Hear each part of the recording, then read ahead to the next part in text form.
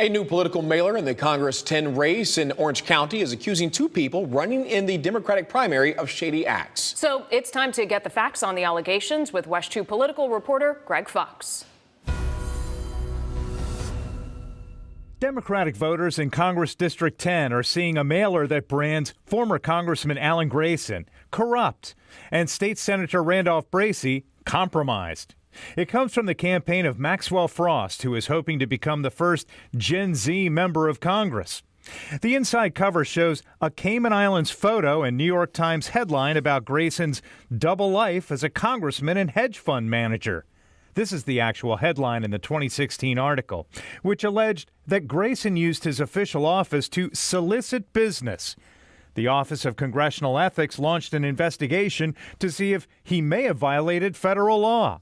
We followed the case back then as Grayson ran for U.S. Senate, and then Vice President Joe Biden endorsed Grayson's opponent, Patrick Murphy. Ultimately, the Ethics Committee took no action after Grayson lost the Senate race. In a statement, Grayson tells us this is a desperate move by a chronic liar who can't even get his own story straight. The things that Frost is saying about both Senator Bracy and me are patently false. I would confirm that under oath, and they are not established by his so-called sources. Back to the mailer. Frost claims Bracy, like Governor DeSantis, is beholden to the big sugar industry. It further claims that's resulted in pollution and red tide. First, according to Open Secrets, two of Bracy's three biggest donors are sugar companies. But the farming bill Bracy voted yes on passed with near unanimous approval by Republicans and Democrats.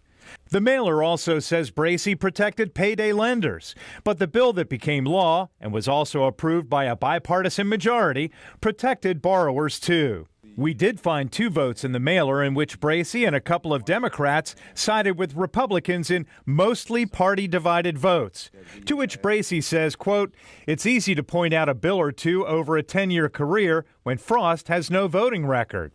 I voted on bills that other Democrats also supported. You have to work with the party in power to get things done."